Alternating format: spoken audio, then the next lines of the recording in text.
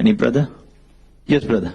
After the show, I read a comment on Twitter on SRK, Shah Rukh Khan's Twitter, that he said that post-show he had some discussion with you, and he has mentioned that after a post-show I had a discussion with Dr. Zakir Naik and it was very enlightening. I would like to know what was that enlightening session with Dr. Shah Rukh Khan. Yes, after the show was over, I did chat with Shah Rukh Khan for about half an hour, and it was a very good experience. I cannot discuss everything because many things were personal, so it would be wrong on me to say in public. I was meeting him for the first time. It was the first time I met him personally, though there are some common friends who are his friends and my friends. But this is the first time meeting him personally. And one thing is for sure, that I am happy that I maintained my policy of not to just rely on the news. But before the show, and which everyone may be aware, that it comes in the media, many people, many of my friends have told, you know, Shah Rukh Khan is not a practicing Muslim and he's not happy to be a Muslim, and he normally gives comments against Islam and he does this and that. I personally have not heard it personally on the television. I have not heard, because I watch television very little. But because it were comments, I followed the verse of the Quran. Quran says in Surah Hujurat chapter 49 verse number 6, that whenever you get a message, check it up before you pass it on to the third person. The same thing what I use with anyone asking comment, like Barakhadat asked me on Osama bin Laden, I said I don't know.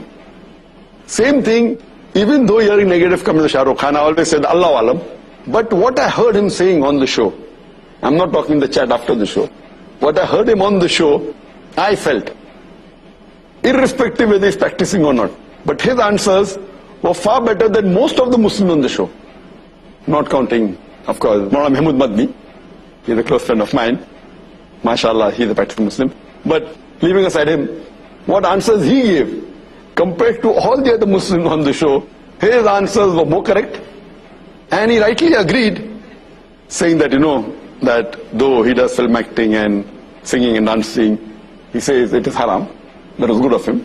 And he says that he has less knowledge. But he also said that for correct knowledge, you should ask the scholars and the ulamas and the maulanas. So his answers were far superior than the other people who were Muslim in the talk show.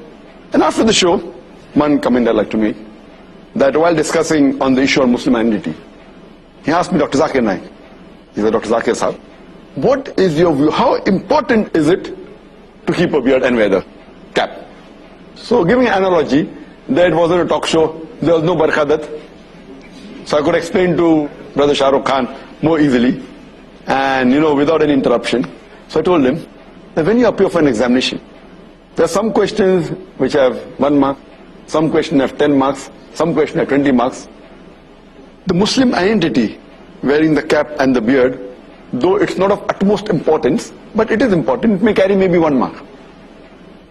You know, behaving, practically being honest, speaking the truth, these points about Islam, the practice, may carry 10 marks, may carry 5 marks.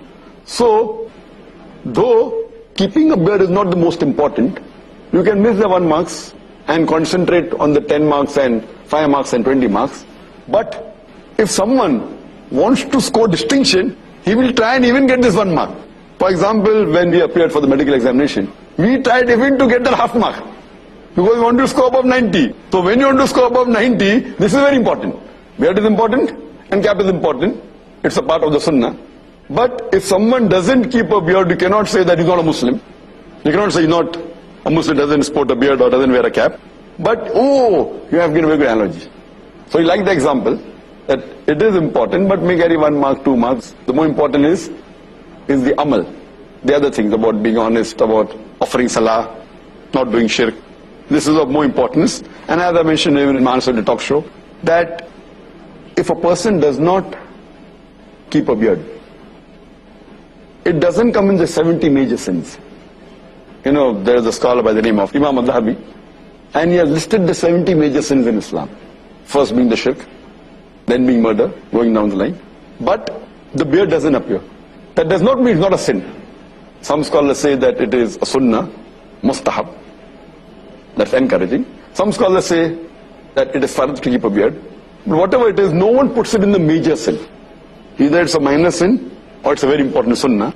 So it's not part of the major sin. Hope that answers.